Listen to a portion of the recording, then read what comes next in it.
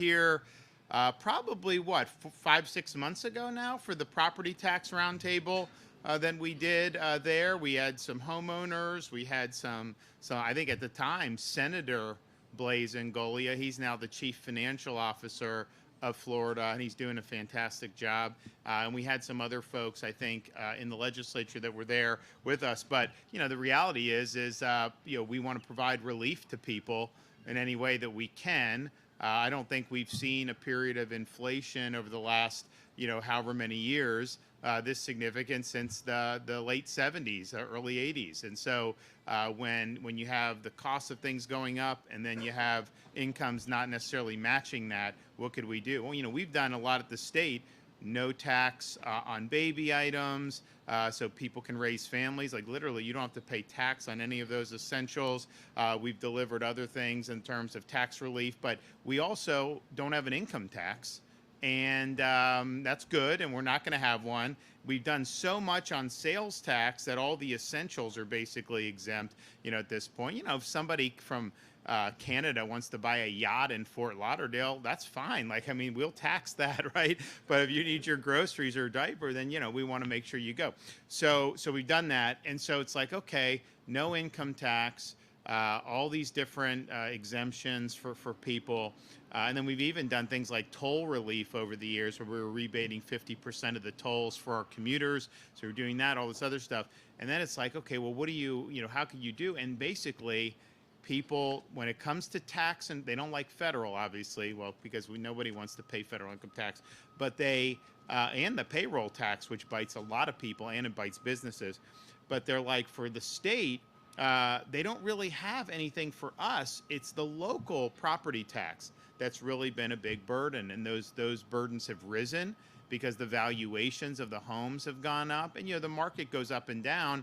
We had a huge run up partially because it was going up everywhere. Even the places people were leaving still saw housing values go up during those COVID years. Florida was even more exacerbated because we were the place people were escaping from. They're escaping Chicago and New York City and all these places. It is what it is. People say, don't let any more in. Like, I don't have control over that, guys. If I did, maybe we'd approach it in an interesting way. Who knows? But I don't. So people vote with their feet. It's a free country. They do all that. So you had that. But then what happens is you'll have a house. You buy a house for $350,000 10 years ago. Now they're telling you it's worth $1 million. People that are younger, to the extent they can afford homes, because it's been tougher for people, you're coming in at a high tax basis, right? So like you could have a elderly person in your neighborhood who's had the house for 30 years, and then their exposure is capped if they're homesteaded. Then you end up with way more than that. So this is a very important issue. This is one of our first roundtables here. Just know that we're working very closely with folks who want to get something done in the legislature to put something on the ballot. Since it's local, it's got to go on the ballot. It's not something we can just do by legislation and sign into law. If we could I would just call a special session and say do it. But it's got to go in the November 2026 ballot. That's just the way Florida's system is done. I'll sometimes ask people like, when are you going to do property tax, whatever? And I tell them, watch one of my speeches or press conferences in November 2020. If there was any way you could do it before then, functionally, we would definitely do it. But it's not something you could just sign into law. It's something that the people will ultimately have to vote on. But I do think that will be something that will be meaningful relief for folks as they're working hard to make sure that they could make ends meet. And then, the other thing is they just put out a report from I think it was the auto insurance report that highlighted some of the things we've been talking about our market reforms. So you now have $1 billion that's going to be rebated from Progressive to auto policies in Florida. And then State Farm announced a 10% reduction, and other companies are now announcing reductions. And that's just because of the reforms that we did 2022, 2023 period. Takes time for those to go in. And then what happened is when those reforms were about to get signed into law, all these lawsuits got filed like at the last minute. Well, that's costly. They passed on to consumers. Well, now it's kind of gotten to where you have some stability and people are like, man, this is really working. So that's likely going to happen. You also have 16 new companies in for homeowners insurance. Florida Peninsula announced, I think, 8% reduction. I think you're going to continue to see that. We were at the reinsurance conference last month, and everyone was saying that the reforms have overperformed, and that people are more willing to put capital at risk in Florida. You know, there was a time when people said that some people were saying Florida was totally uninsurable and then there would be no companies left. It's the opposite. So this takes some time, but you are definitely seeing that. And the fact that we didn't have any storms, I think you're going to see a lot of companies have to do that. You know, if you're entering the Florida market, the only way you're going to get business is to offer, more attractive rates for those things. And the other thing we're looking at is, this citizens insurance. When they have 1.3 million people on it, well, that's not a solvent system, but so many have now gotten private policies. I think there's going to be some ways to do relief for citizens potentially too. So we're going to work on that as well. So all that just being said, all those issues we were talking about there, we're very mindful of it. Of all the things though, obviously the groceries and stuff has been driven by federal government overspending, debt, all that stuff, Federal Reserve. That's way beyond what a state can do, even a state as big as Florida. And so there are definitely things that are really important. But the one thing we can do, the one thing we the people can do, we can control the taxation levels. That is purely a government function. And this way, it's got to go on the ballot for Florida, but you guys are going to have an opportunity, to do it. And, we just want to give people the chance to be able to vote for relief. And we're probably the only state in the country that would be able to do this in a really bold and meaningful way, just given the dynamics that so many people pay taxes here who aren't Florida residents. I would rather them pay than you pay. I mean, that makes perfect sense. So stay tuned on that. There's going to be a lot to come out. But I am happy for today to be able to make some really good announcements. So joining us today is our Department of Environmental Protection Secretary Alexis Lambert, our Chief Science Officer for the DEP, Dr. Mark Rains, as well as Polk Regional Water Cooperative Executive Director Eric DeHaven. We have representatives from Hillsborough County, Citrus County, Hernando County, Live Oak, Inverness, Cape Coral, Lakeland, Crystal River. I was just giving Crystal River and Citrus County, we gave them a lot of money. You guys are back. Some of you guys are back. It's good stuff. Well, I always tell people, when I was a kid, Citrus County had, I don't even know how old I was, but I love baseball, and they had Ted Williams had his Hitters Hall of Fame up there, which is like a huge deal. He'd have all these guys would be down there. He'd have Mantle, DiMaggio, Willie Mays, all this stuff, and that was like right there. So I remember going to that as a kid, and I'm like, man, this is an unbelievable place or whatever. And so little did I know I'd be showering you guys with money, 30 years later or whatever. But it is what it is. Part of the reason we've done stuff in that part of Florida and other parts of Florida, we've really been given, I think, a unique ecosystem here in the state of Florida. Now there comes with challenges when you're a peninsula in the middle of a tropical part of the world. You have to deal with these storms. Obviously, this region of the state knows that very well after 2024 and even before that. This year's been great. We love it, and we're so thankful that we didn't have to deal with anything. No storms actually hit the entire continental United States. Not one storm hit, which is really good. So we just got to keep that going. So there's shine, but the benefits are, you have maybe the prettiest place, some of the prettiest places, really in the world we have here on the Florida Peninsula. And so it's something that we have a responsibility to make sure that we're good stewards of. And it's something that we want to do. What I said my first day in office, we want to leave this to God better than we found it. And we had a lot of work to do coming in. I mean, particularly. Miss me.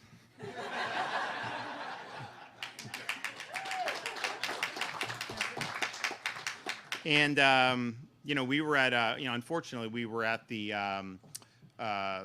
funeral for one of our deputies who was killed in Indian River County yesterday, and we were in an airport hangar, and it just started whipping and like boom, like the flag down, up, down. I mean, like they had to keep doing it. So it's good. So it's just part of what you got to do when you're around here. But so we wanted to deal with a lot of challenges. I think there was a lot of frustration throughout Florida that some of the stuff, wasn't being done. If you go further south of here, down into Southwest Florida, 2018, this was the year before I became governor, you had massive algae blooms. You had the algae being sent out of Lake Okeechobee, mixing with the red tide, making the red tide a lot worse. Red tide naturally occurs out there and has for recorded history, but when it gets in with the other nutrients, created really bad stuff. It smelled bad. It caused huge destruction to tourism and really undermined the quality of life. You had 2 years before that on the east coast of Florida, places like Stewart, massive algae blooms because of discharges from Lake Okeechobee. Now, those weren't discharges the state of Florida was doing. It was the Army Corps of Engineers. But you had that. And part of the reason you had all these issues is because Florida's plumbing was not working the way God intended. The water was supposed to flow south through the Everglades, which is a natural filtration system, river of grass, and then it ultimately makes its way to Florida Bay. That's better for flora, fauna, it's better for fishing, it's better for everything. And that really had been changed because of things that man did, partially in the name of flood control over the years, which we understand. But the reality is we can prevent flood control and still make sure that we're nourishing those things. So we had to take a lot of important actions early on. Part of it was we wanted to work with the Army Corps to maybe manage that lake better, and they've done a much better job. There's no question about it. But we wanted to put our money where our mouth is, so we set out to really do major environmental restoration. And the Everglades was kind of the crown jewel of that, but it wasn't the only thing about it. And what I can tell you today, everything we promised, we've not only delivered, but we've over-delivered on all those promises. Across all those different subject matters, we were able to get it done. Billions and billions of dollars more than has ever been done to do these really significant projects. You look at things like the C-43 reservoir, the C-44 reservoir on either side of Lake Okeechobee. Now, when you have water, they can clean it and then send it. And then people don't care. Once it's clean, it's fine. It doesn't create the same issues. We're also working on ways to, make sure the water that goes into the lake from Central Florida is a little cleaner, because there's a lot of runoff that takes place.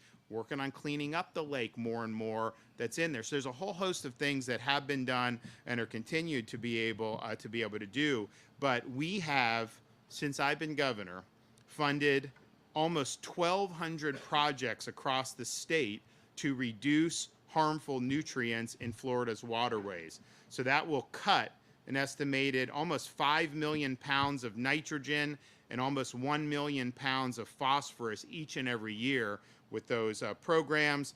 So 300 of those are already complete and producing really measurable results. And so we're happy with what we've been able to do with Everglades. We do have an agreement with the Trump administration where they've delegated, because it's supposed to be state, federal, we each have our roles.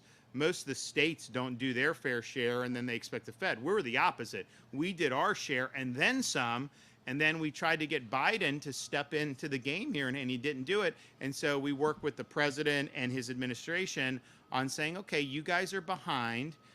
Florida works quicker. Send us the money, and we'll do some of these projects. So you now have, we have 2 major Everglades projects that we started that would not have probably started for this decade had we not done it. And we're working alongside the federal government on those. And so that's a really good story we're able to do. And that whole thing with the Everglades, 5 years now, we're going to be able to finish it earlier, 5 years earlier than what the estimated date was when Biden left office, which is really, really positive, and it's a great story for everyone. So we've been able to do billions and billions for clean water, water resources, which is really important. We've also put about $300 million towards developing alternative water supply sources, and that's about 540 million gallons per day of additional supply. Today, we will build off that initiative. So I get the ability to do grants, and a lot of times it's working with local communities to, create good infrastructure so that you're able to develop really great things with respect to water supply. So I'm pleased to be here today to announce that we're going to be continuing to put our money where our mouth is. We're going to be awarding over $112 million in grants to improve water quality and supply across Florida's Gulf Coast and throughout Central Florida. So 50 million of that will be in 14 different alternative water supply grants. And this includes St. Johns River, Swanee River, Northwest Florida Water Management Districts, Polk Regional Water Cooperative, Toho Water Authority in Osceola County, cities of Cape Coral, Winter Haven, Live Oak. Once fully operational, these projects are expected to produce almost 94 million gallons of water per day. So that's a really significant thing. The population here has grown. I'm not asking anybody to move. I've never asked for anybody to move here, to be honest with you, if you go back. In fact, during COVID, they were like, oh man, it's just like, do you want to go on like business recruiting trips? Because I did do that my first year a little bit. And I'm like, no, because they were calling me asking if they could, it's like, hey, I wanted you to know we're coming. I'm like, great, whatever. And so I haven't done that, but yet, people are gonna see greener pastures in some of these areas. And I've met people from just about every state, but certainly some of kind of the worst offenders, the Pacific Coast states, huge problems. Washington, Oregon, that I hear about with people leaving Portland and Seattle and some of this stuff. Obviously, Northeast has been a problem and will continue likely to be a problem in New York City going forward. Chicago, huge problem. So we see all that. But the reality is it is what it is, right? Like if we need to make sure we have strong water supply, we're going to do it. So that 94 million gallons is really good. Interestingly, they in some of the parts of the country, they're building these like massive hyperscale data centers. They take like 1 million gallons of water a day, massive amounts of water that's doing. We obviously want our water to be for the general public and not to be bogarted in that way. And we'll have more to say on that in the coming days. We also are going to do 50 million for 23 projects aimed at protecting Florida's pristine natural freshwater springs, and we have the best springs of anywhere in the country. Obviously, people know Crystal River, Inverness, Oakland, Williston, Archer counties, Hernando, Citrus, Levy, Jackson, and Leon counties. And the spring sheds and water quality through wastewater upgrades will be improved. There'll also be other enhancements. It's going to reduce nitrogen just in those grants by 100,000 pounds per year in those springs, and that's a really, really big deal. These efforts will help communities connect septic systems to sewer lines, among other water quality improvement efforts. Just, again, keep the water clean, make it cleaner, make it healthier. So this will bring us to $430 million for 147 different springs restoration projects since I took office. That's major momentum. And then the final thing is 12 million is being awarded to our state universities and counties to drive innovative technology to fight harmful algal blooms. 16 projects will be funded, including here in Tampa at the University of South Florida, also University of Florida and IFAS, University of Miami, Florida International University, and Florida Atlantic University, as well as Polk and Seminole counties. The Innovative Technology for Harmful Algal Blooms grant was established during my first year as governor, following recommendations from our Blue-Green Algae Task Force to invest in a diverse portfolio of technology so that we could tackle these harmful algal blooms. Since then, we've received $75 million in appropriations and have supported 68 projects that detect, prevent, clean up, and mitigate harmful algal blooms. Like our investments in Everglades restoration, we believe that reducing circumstances for harmful algal blooms along Florida's coast are very, very important, and we want to tackle that head on. So all of this stuff is really going to make a difference. And it's interesting. we're going through our budget recommendations. So I'm going to do the budget announcement pretty soon. And, you go through everything, and it's interesting. Florida, we've done very well with handling budget. Our budget, even though we have millions of more people than New York, our budget's less than half of New York's budget. But yet, we have better roads, better services, better public university system, all these other things. Actually, New York City's budget is more than the budget of the entire state of Florida, and they only have 8 million people. And that's even before the deficit balloons when this guy takes over the grocery stores. I mean, can you imagine what's going to happen with that? So we, from a spending level, we're either the first or second lowest per capita state spending in the entire United States of America. And so that's our number of state employees per capita is the lowest of anybody in the United States of America. We have one of the lowest, if not the lowest, state tax burden.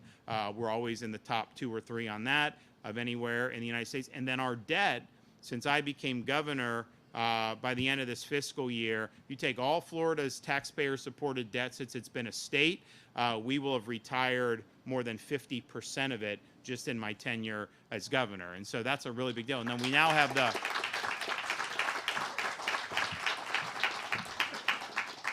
the lowest per capita debt in the country. I think your share as a Floridian would be about $450.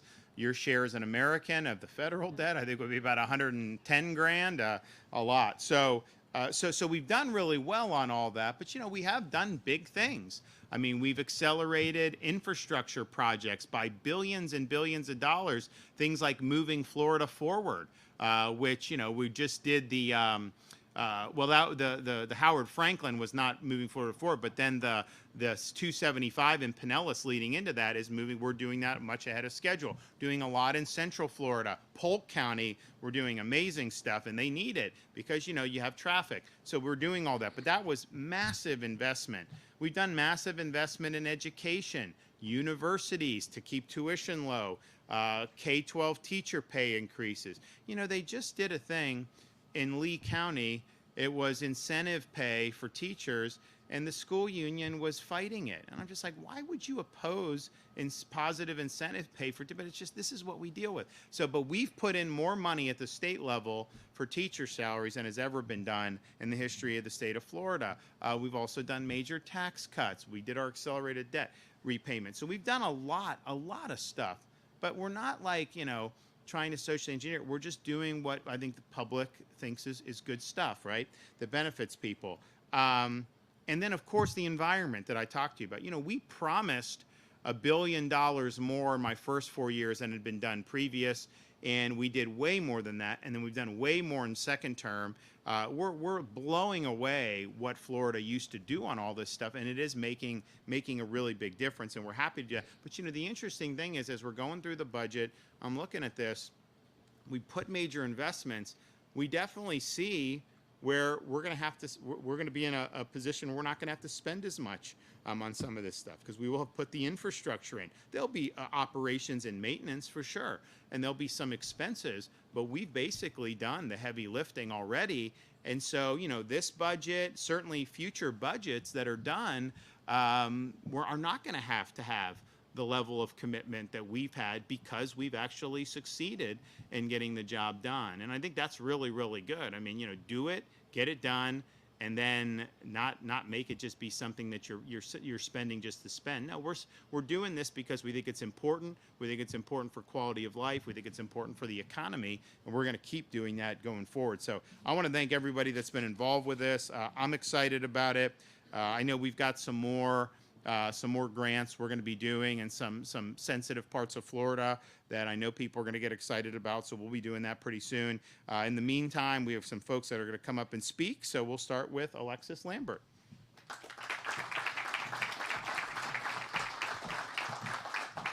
Good morning. Thank you, Governor. What a beautiful day to hand out some grants. I'm Alexis Lambert, Secretary of the Florida Department of Environmental Protection. As you mentioned, Florida is growing faster than almost any other state in the country, and with growth comes responsibility of managing our water resources with intention. What we are celebrating today reflects a core principle of this administration, A strong economy and a healthy environment are not competing interests. When we protect our water, we protect the foundation of our tourism industry, our fisheries, our coastal communities, and our quality of life that brings families to Florida every day. Florida's continued growth requires planning for a sustainable and reliable water supply. By prioritizing the development of alternative water supplies, this administration has helped communities diversify their water sources and reduce pressure on our natural systems. The projects awarded today include efforts to expand reclaimed water, improve aquifer recharge, and strengthen water conservation. Each of these investments helps secure the long-term water resources needed for thriving communities and a thriving economy. We must also care for our natural systems. Nowhere is that more evident than in our springs. The funding awarded today advances ongoing efforts to improve water quality, reduce nutrient pollution, and protect our spring sheds. This includes connecting septic systems to central sewer and other measures that collectively reduce total nitrogen by more than 100,000 pounds a year. While alternative water supply and springs restoration projects address long-term sustainability, communities still face the potential threat of harmful algal blooms. The state's investments in technology are helping us stay ahead of these risks. Through the success of the Innovative Technology Grant Program, we now have resources for earlier detection, faster response, and stronger coordination with local partners than ever before. Today's funding will further strengthen Florida's ability to respond to blooms as they occur, while also improving water quality over time. These grants will reduce the amount of nutrients entering our waterways, remove harmful legacy nutrients, and help clean up algal blooms if they occur, contributing to a healthier and more resilient Florida. Florida is setting the standard for water resource management. We base our decisions on science. We plan for long-term resilience, and we invest taxpayer dollars wisely to deliver meaningful results. Whether improving water quality, diversifying our water supply, or equipping communities with innovative tools, each project strengthens Florida's future while preserving our natural environment that defines and sustains this great state. Thank you, Governor, and to our legislature for support of this important work, and congratulations to today's recipients. Okay. Now we'll hear from Dr. Raines. Well, good morning, and thank you, Governor DeSantis, for inviting me to join you today. I'm Dr. Mark Raines. I'm the Chief Science Officer for the state of Florida, a position Governor DeSantis created to ensure that science underlies sound environmental policy and practice. Now, like many Floridians, I was not born here. My wife and I came here 25 years ago, raised a family, proud to call ourselves Floridians today. And that's a story that's been repeated many times over, right? So 1845, when we were granted statehood, there were 90,000 residents in Florida, probably very few annual visitors. Today, 23 million residents and 140 million annual visitors. A complete transformation in literally less than 10 human generations. And so why is this happening? Well, why am I here? A booming economy, affordability, fantastic weather, great water quality until it isn't, right? And because of the growth, I mean, it comes with a challenge. The challenge is protecting and restoring the water quality that we all rely upon. Now, meeting that challenge is complicated. It takes three things. It takes leadership, it takes funding, it takes a comprehensive scientific understanding, both of the causes of water quality degradation, but also how we can reverse it. And fortunately, today, we have all three. We have leadership and funding from Governor DeSantis and the legislature, and we have a really tightly coordinated scientific community, the resource and regulatory agencies, non-governmental organizations, the universities, the private sector, all working together to ensure that that leadership and funding is directed to the projects that have the greatest environmental benefits. And so that's what we're doing here today. We're celebrating the most recent investment in that. The funding announced today will help us reduce nutrient loading to water bodies, and then will help us monitor, predict, and rapidly respond to declining water qualities if and when we find it, including harmful algal blooms. So think about it. Septic to sewer conversions reduces the nutrients that are in our water bodies that fuel the harmful algal blooms. We're developing cutting-edge modeling tools that allow us to predict when and where an algal bloom will occur before it occurs, and innovative technologies that we're developing that allow us to rapidly respond and suppress those algal blooms before they become widespread. So I just want to close by thanking Governor DeSantis and the legislature, not just for the funding and the leadership, but also for ensuring that science plays a crucial role in directing that leadership and funding to the projects of the greatest need. Thank you.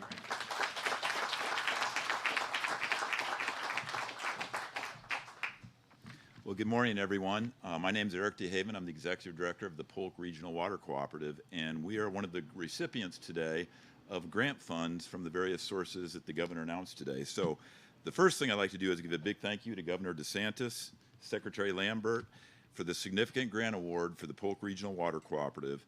This money will go directly to our Southeast Lower Florida Aquifer Water Production Facility and Transmission Main project.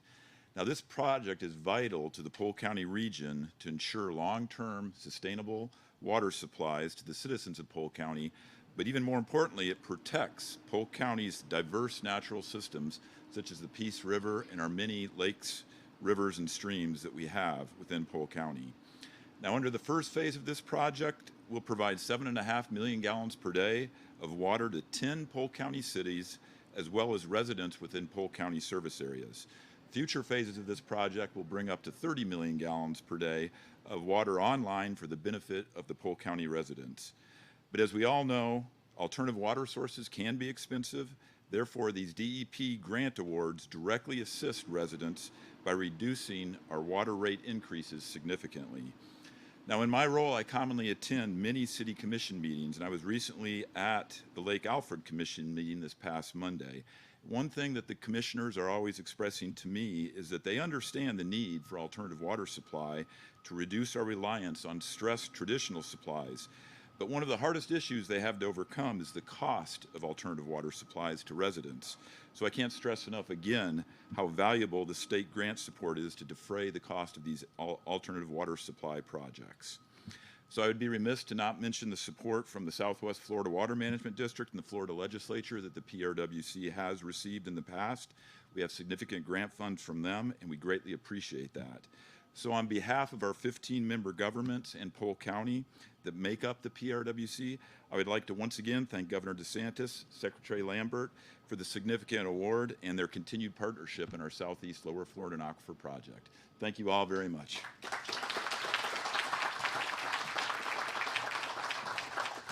All right, so this will make an impact. I'm really excited to be able to award these grants. We do have some more to come. We'll be working, obviously, with the legislature to continue the momentum. But as I said, I think that some of the budget commitments that have been made, I think have worked.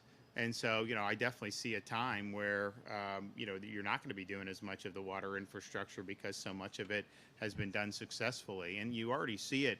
Certainly in South Florida with the flow through the Florida Everglades, we've raised the Tamiami Trail. We've done all these things where you now have water flowing through there. Salinity levels in Florida Bay are in good shape. People see the flora and fauna in the Everglades more, and we're going after the pythons still, so that'll help if we do that. We've got try to have some different approaches to try to get that done, including using the private sector. But people notice that, they notice the fishing and all that. So this stuff matters. It's been good, and we're gonna keep it going. But I think that part of it is when you do the money, it's just like, if we build roads, you don't want to keep having to spend that same amount of money on that same road. Like, you build it and you go. So I do see where we're doing that. So there's some positive, I think, on the horizon for us. There'll be things we need to do to keep the momentum going, but a lot of the big investments were things we sought and we've delivered on, which is good. Okay, anyone have any questions? Congressional redistricting, we know you announced on Monday that you want to have a little special session later this spring. I believe you talked to Senate President Albritton about that. A couple things. Is your staff already working on maps? And also, the House is scheduled to meet twice the next week about this. Is their work going to really be relevant if you're already calling for something months later? So there's nothing that anyone on my staff has done with respect to actually doing a map. But when we're going to do it, and part of it is we're going to be forced to do it, I think, because the Supreme Court's VRA decision is going to impact the current map. So just no matter what else happens, that is going to have to be addressed. I was hoping that we would get an extra seat because what happened was, people always tell me when I criticize the census, well, Trump was president during it. Yeah, he was president up until January 20 of 2021. Then what happened? Biden came in, he issued a bunch of executive orders. They took the data, and what was supposed to be 2 seats for Florida, by April of 21, he's been in office for 100 days, they issued the apportionment, and it was different than what people thought. And then they admitted a couple years later, oh yeah, Florida got undercounted, Texas got undercounted. They should have had an extra seat, and so each. So I was hoping then obviously that would have required it. I think at this point, the chance of that happening, I just haven't seen the movement that I was hoping from. I mean, I know there's a lawsuit with Commerce. I know they had talked about doing it. That would be for sure. But then you also have the interesting thing in Florida. When did the census stop? It stopped basically March of 2020, the end of March of 2020. Well, what's happened in Florida since then? You've had a big population, so like the districts are not well apportioned. And I don't think people are getting equal representation and that was a demographic shift that I don't know that we've necessarily seen in modern history before. But I do think the Supreme Court, they heard argument on it in October. We anticipate a decision would be rendered probably sometime in the first couple months of the year. And that obviously will be very instructive on how we did it. But it's interesting, remember, legislature did a map. I told them, I was like, I'm going to veto it. If they did it, I vetoed it. Then we sent back, and a lot of it was what folks, that we had some staff that did one. And people said, oh, yeah, no, we love it, Governor. We're just worried about the court. What happened in the courts? Upheld by the Florida Supreme Court and upheld in against federal challenge. I don't think there will really be grounds for a federal challenge at this point, assuming that the Supreme Court rules, I think as a lot of people anticipate, on this VRA Section 2 claim. And so basically it'll be, legislature's going to have to pass maps that just comply with the Florida Constitution, which does have some guidance that you got to follow, and they will. But yeah, no, and it'll be good, and we'll work to get that done. Governor, there's been some criticism recently around the vote to buy 4 acres of Destin for $83 million. I know the CFO objected to that purchase. What's your reasoning for that? I know the funding... It was in the budget, so the legislature put it in the budget. So we have land acquisition program, and they put language in the budget saying you've got to do this one first before you do the others. Now it's true, traditionally we're buying more like farmland or some of these other things, and there's other things that have done. Have any of you been to Destin? Maybe, I mean, look, Pinellas can maybe be the best beaches, but Destin could argue it's the nicest. So you have this place, and the people there love it. You have this plot, and it's 4 acres, but it's like perfect real estate. And you had a guy that was going to build condo towers, and they didn't want locals didn't want the condo towers. So the state senator from that area put it in, said do it. And so when it came to the cabinet, this was not something we just dreamt up. This was something that was put in there. And then the question was, well, how much is it worth really? And they said, oh, it's too much. Well, there were 2 appraisals done that had basically $82 million. And so it wasn't like that was just pulled out of the air. That was done twice. And if there was any reason to think that somehow you could do an appraisal differently, we would have been happy to do it. But when we asked, they said no. Here's what I do know. If you built a condo tower on that piece of land, you would make way more money doing that, no question, because you could sell the penthouse lots for $25 million a pop. Every single unit in there would probably go for $2-3 million. And look, maybe the market will really go down to that, but that's just the reality. But the idea that this was just cooked up by the cabinet, no, this was put in by the Florida legislature in this year's budget, and this was the priority above all the other projects that were there. So we went ahead and honored that. But I will tell you, the people, you have some in media that have criticized. You go ask the people in the Panhandle, are you glad that was purchased for public use now? So it'll basically be like a local park, a beach park. Or would you rather have the condo tower? It'd be like 99% would rather have the, because you can bring the boats, you can swim, you can do all this stuff there. So it is a really cool piece of land. And I think when people see it, they do. And, some say 100 million, some say, it got appraised twice, basically within $1 million of each other, and so I didn't really feel like there was a basis to overrule that. Like, yeah, I would like to pay $1 for things, right? I mean, like, it's just the reality. But we have this process going through that. But that was something that the legislature directed, and had they not directed it, would it have happened? Probably not. But I still think, from a public perspective, those residents and the tourists, no question, they're glad that happened. Night, obviously, you saw the special election results in Tennessee, 13, 14-point swing. A, how much of a warning sign do you think that is for Republicans headed into the midterm? And then B, are you worried that redistricting in Florida would dilute very strong Republican districts and make them more in play? Well, the redistricting is irrelevant because they're not allowed to use the partisan data. They have to just draw and they will do that. And that's what our current map is. But just generally speaking, yeah, it was a big warning sign. You have every election that's happened has been a 10 to 15 point swing, towards the Democrats. That's just what's happened lately. And in fact, if you go back over the last, probably since 2016, you had 2020, Trump had good turnout. 24, Trump had good turnout. Florida 22, we did very well, obviously set the pace. There's some things, but overall, Republicans have underperformed, particularly when Trump wasn't on the ballot, because I think some of the voters will vote for him, and they'll vote for the Republicans if they're already going out. But if he's not on, a lot of them won't go and vote.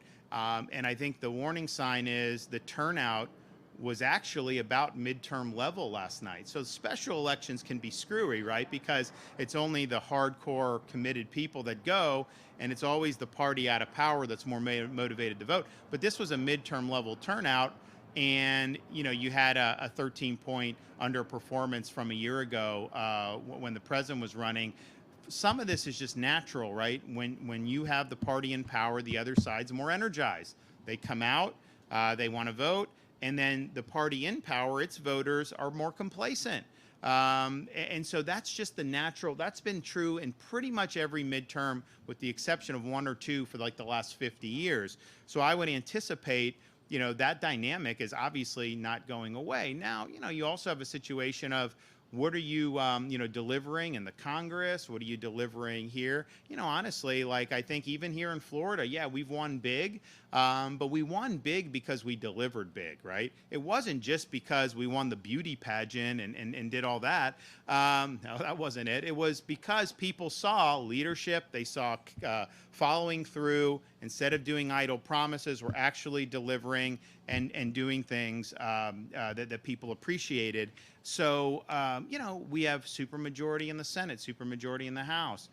Based off the House's performance, in 25, would they keep the supermajority if the election were today? No, I don't think they would, because I think some of the voters who have appreciated what Florida's done, I think probably have been alienated by that performance. So, I think even here in Florida, they need to be swimming in the same direction that the voters expect us to do. It's totally fine if you campaign on something. You don't have to campaign on what I believe in, but you got to tell voters what you can do. Then you got to get in and follow through. And I think the problem that they had was, they told voters basically they were going to continue to do, our Florida agenda, and then they got in and they tried to unwind it, and that, a lot of our folks did not like that. And part of it was false advertising, right? You didn't tell them that. If you want to stop our anti-woke higher education reforms, campaign on that in a Republican primary. Tell them you think you want to make universities woke again. See if they'll vote for you for that. Tell them you wanted to make Florida a sanctuary state, the bill I vetoed in the special session. All the stuff we're doing. Highway patrol. Thousands and thousands of arrests of illegals turned over to ICE. Our detention facilities we have, turning over, ICE brings deportation. We have way more, ICE has done way more deportations out of Florida than they would have had we not done what we did. But, they passed a bill to make it illegal for the governor, make it illegal for me to work with ICE to help increase deportations of illegals. That was in the bill, literally in the bill. Did any of them run on that in a Republican primary? Obviously, they didn't, because they wouldn't have been able to live to tell about it. So, I think some of this stuff is just, if you do what you say you're going to do, even voters that don't necessarily agree with everything, they will appreciate that, hey, I know where these guys stand. They did it. I think it's when you run one way to get elected and then you do some other stuff. And Florida, there's just the issue, Tallahassee's far away. There's a lot that goes on in the bowels that people may not be able to see. And it's like, can you just get away with that? So I think certainly for Florida, you're going to have some of those more marginal districts. And the question is, are our voters going to feel passionate enough to come out at sufficient levels to be able to support those folks? I can tell you, in 22, people they walk over coals barefoot to come out and vote, because they understood that we had to keep the momentum going. They understood what could have happened, the 4 years prior, had that election gone the other way. So there was no way they weren't going to do it. 24, you're looking at Kamala Harris. They were all going to come out, and they did, and they came out in big numbers. 26, I think, is going to be a little bit more challenging for Republicans. Not insurmountable, but certainly an issue that let's put it this way: if I was advising someone who was running, I say you cannot bank on 2022 levels of Republican support. You can't bank on that. You can't even bank on the 2024 levels, of support. And that was a presidential year. It tends to be a little bit more competitive in some respects. Although I will say 24, they didn't even 2024. Just think about it. We were the most significant swing state for a generation. 2020. I don't know if you guys remember. I couldn't even turn on cartoons for my kids without a Biden ad saying how bad Trump was. It was like they poured so much money into this state in 2020. Obviously, Trump won, I think, by 3.5%. So fast forward then 24, not 1 cent spent in Florida. Like, it was just like it didn't exist. Like, you've never seen it be the most expensive and then not even a competition in Florida. So I think that's obviously good, but I don't think people can bank on that level of turnout. You got to earn it. You got to go out and earn it. And ultimately, you dance with the one that brung you, right? Like, when the voters backed you and they backed you on a certain thing, stick with that. Do what you told them you would do. Don't try to unwind. I talked about these insurance premium reductions, auto insurance reductions. That was all because we did the overhaul of the legal market and the litigation reform. The Florida House, they tried to reverse that in this most recent session. I can tell you there would be no rebates scheduled. There would be no announcements of rate reductions had that succeeded. Now, they didn't campaign on that, right? So tell voters what you're going to do, follow through. Don't tell them one thing and do the other. That may be something I think that some of our Florida voters are going to be a little bit more sensitive to, maybe than some of these other states. I don't know, but yeah, look, it's this is a natural thing. There's a yin and a yang in politics. I always get a kick out of when people say their side wins an election. Oh, we're going to win every election going forward. Yeah, all you have to do is open a history book. That never happens. Like, it always goes back and forth, right? And so, when you have a midterm, the party out of power typically does better. That's just the nature of it. It's the dynamics that I discussed, and so that clearly that was there. And the thing about it is, you remember they had to spend a lot of money in this deep red district here in Florida earlier this year. Massive amounts of money went into that. They had to spend a lot in Tennessee, as well. So that's just what we're dealing with, and I think Republicans should go into it clear-eyed. On Fishback. I don't know him, and I've never met him, and I don't know much about him. I got asked about that the other day, just not something that's ever been on my radar. Governor, on Monday, DEP released a report showing about $759 million needed in repairs for the Florida State Park system. Is there a plan to address that? Do you want to talk about what you guys are planning? As you know, that report was required as part of a bill that passed last year, and we'll be working with the legislature and the governor's office to see how we can address that moving forward. Sustainable funding for park maintenance will be very important moving forward. Thank you. And since you're there have been some concerns when it comes to environmental groups about SB 290, Section 3, that allows the state to sell off some of the conservation lands for agricultural purposes. Do you want to address that? You are the governor. That is not a bill that we've done a complete analysis on yet, but we'd be happy to follow up with you when we've done that. Thank you. Yeah, I mean, look, some of the stuff that gets in these bills, well, no, because there was the one provision which I really wanted for people in this region that said, if you had damage from the hurricanes, you have a right to rebuild as it was. I mean, like, the notion that somehow you can't, rebuild your house to the same specifications prior to the storm is absurd. And so, that was the thing. I was like, I want to make sure that that's there. I felt that homeowners deserve that, and I know they were getting trouble from some of the local governments, but it's just. It's not an easy situation to be in. It's like there's certain things that get damaged in life. Your home is like the most sensitive outside of life, right? So so we did. But then there's other things that get put in there. There's things that that will get put in like a tax package. Am I going to veto the whole tax package because there may be one or two things that I wouldn't necessarily put in there? No. And there have been things that have been in there in the past, and it's not like it's bad, but it's like tax cut for this or that.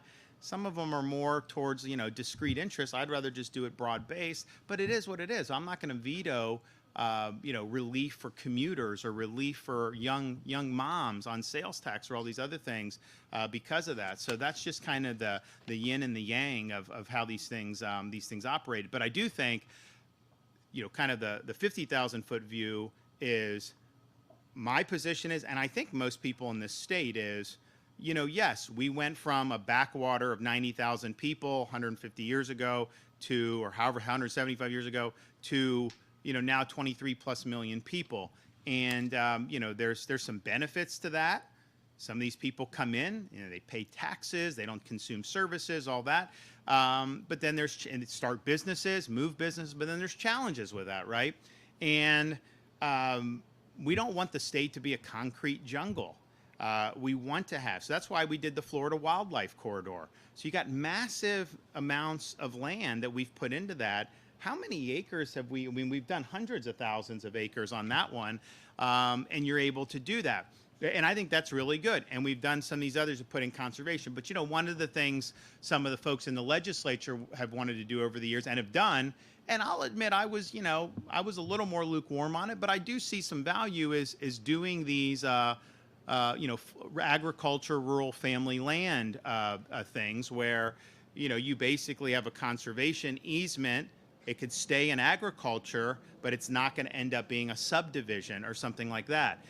So I do think that that's had positive impact because, the thing is like these farmers, especially if you're like citrus or something, which has been tough, they can make more money just selling to a developer than staying in business. They may even lose money during business. So this is a way where, the integrity of the land can be maintained. They could be doing that, and that helps preserve some of the character of the state of Florida. But yeah, by the time I leave office, we will have done more on that than anybody's been able to do. And it's really significant when you look at the map of it and just see how much is in that wildlife corridor. And so that's basically going to be there for people to enjoy and the nature of that for a long, long time.